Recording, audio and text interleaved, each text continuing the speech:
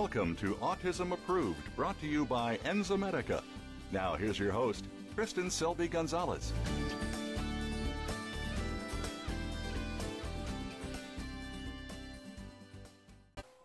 Hi, I'm Kristin Selby Gonzalez, and you are watching Autism Approved. 1 out of 91 children are being diagnosed with autism. That's between the ages of 3 and 17. That means it's 1 out of 58 boys.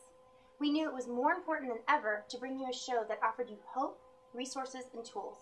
Today I have a very special guest. Not only is he a guest, but he's also a dear friend of mine, Raun Kaufman. Hi. And thank you for being here. Well, thanks for having me. Well, I'm really excited because, of course, I know your story. And I know how inspirational you've been and your family's been to so many people around the world, my own family being one of them. Now, some of the viewers out there probably don't know your story still, and I would love for you just to take a moment and, tell them why you're in autism and why you're so passionate about what you do. Sure. Well, yeah, I mean, it's a really personal issue for me because at a young age, I was diagnosed as severely autistic. And when I say severely, I mean, I'm talking about I had absolutely no language. I was completely mute. I didn't ever look at people, including my parents. I didn't allow myself to be touched. I was completely enveloped in my own world. I would spend my days doing a lot of stimming behaviors that probably a lot of people are familiar with, like I would rock back and forth.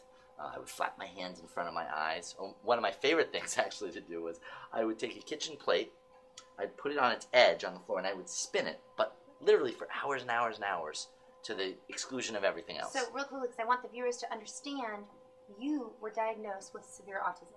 Oh, yeah. So my parents obviously took me to a number of specialists, and they were told I was severely autistic. They actually told I had a less than 30 IQ. Which is basically mentally retarded, right? Oh, yeah. They were told I was... Because I think it's below 50 is what they Yes, characterize. But I'm proud of my 30. Proud of my 30. And basically, they were told that not only was this my diagnosis, but the prognosis for the future was incredibly grim. They were told this is a lifelong condition. This is how he's going to be for the rest of his life. And this was in the 70s.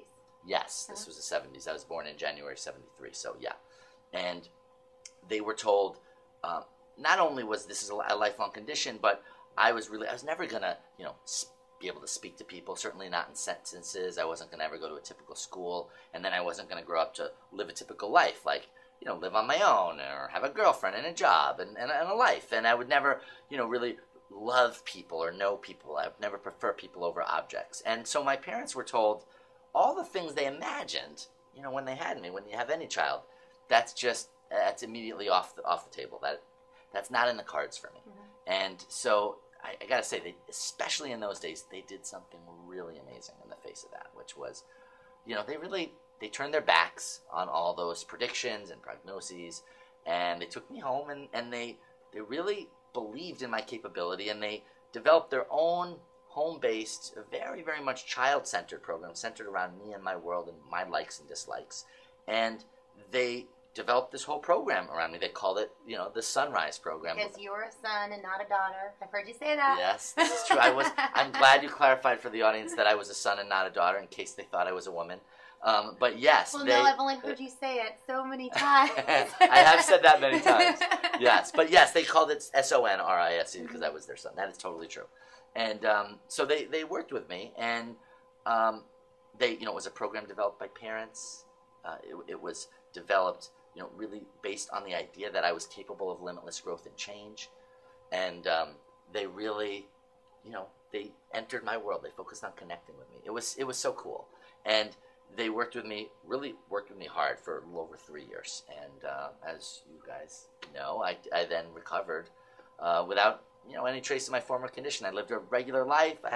Went to regular schools, had regular friends, ultimately graduated from Brown University with a degree in biomedical ethics. Now, did they do diet? I heard you say they transformed a lot of their life.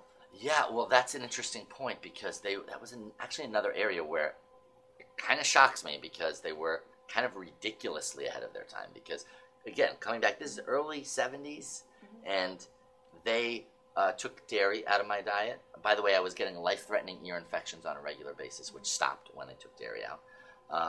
They took sugar out, things like artificial colors. And that's red meat. When the artificial colors were just starting to really hit the market. Oh, so yeah. It was really good. That's why I say they were so cutting edge at that time. It wasn't even cutting edge. There was no edge. And in fact, they were told, like, this is silly and ridiculous. Diet has nothing to do with autism. I mean, that would have any effect at all. Now, you have siblings. Mm-hmm. So how did this affect the siblings? The whole program? Yeah. Well, okay. So that dietary intervention was actually ultimately a pretty small piece of what they did mostly. And the whole family. Did the whole family do it or just you? Oh, they decided that if they were really going to do this, that they thought it would really work the best if they literally put the whole family on the same diet. So actually, I had 2 older sisters at the time. Me and them and my parents, full time, were eating the same diet. And that's actually the diet that I grew up with until I, got old enough as a teenager to, like, go off and eat stuff my parents told me not to eat. But that's the house I grew up in. And it didn't make you autistic again? Shockingly enough, no. In truth, it didn't. I started eating regular, any kind of regular foods, and no, it didn't have any effect like that, any kind of similar effect. And, they ultimately, my program, let's say when I was 5, by that time my program was over, and so they weren't working with me anymore, but we did stay on a similar kind of diet to that for several more years. Well, and it's really cool because I obviously know the story. Your dad, Raun Kaufman, ended up writing a book. This is true. Yeah, he's an author. That was his first book. He wrote the first draft of this book, by the way. It was so, like, in him. Mm-hmm. He wrote the first draft of that book in 8 days. It's pretty amazing. Hearing that, and I still can't believe that. Well, and what's so amazing about that is it must have been so inside of him that it was like it just came out. It was just, he was so passionate about what had happened, and that makes total sense. Because here he has this little boy who they were told, just like many of us, still to this day, unfortunately, are told that you're never going to do this, you're never going to do that.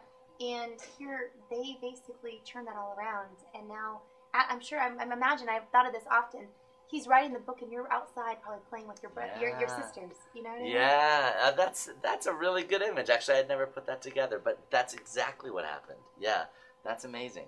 And I say it's amazing also that he wrote it in 8 days, not only because that's fast, but because he wrote 10 or 11 books after that, and not one of them did he write in anything like 8 days. So I think this was something special when he was first writing it. And then, of course, I know, but I don't know if all the viewers know, what happened to that book?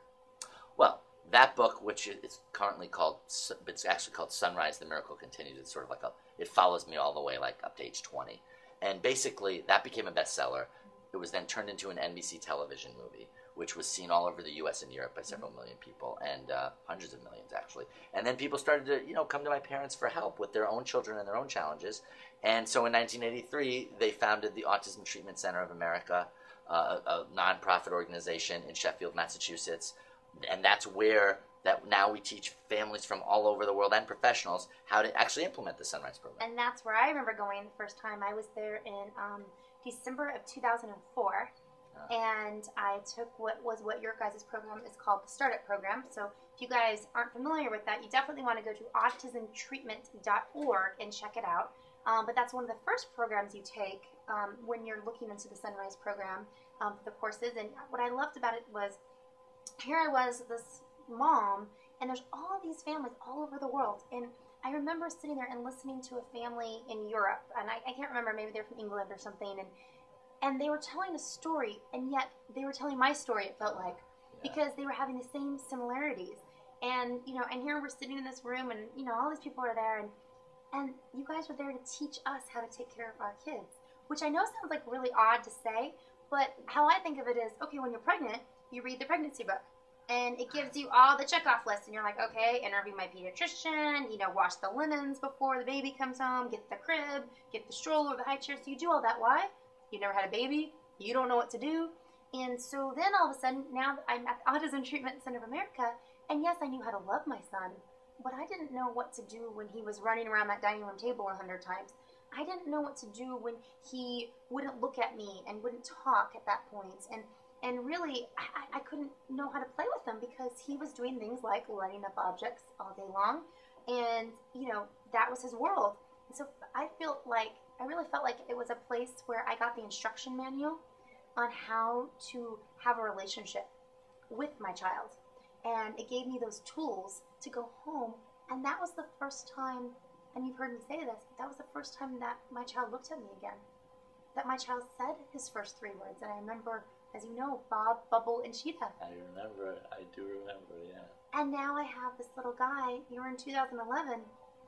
And this little guy who they told me was never going to look, never talk, never do any of this, is now looking at me. He's asking me all the time for things, you know. He tells me no more times than I can count. And he's learning to read. He's learning to write. He's riding a bike.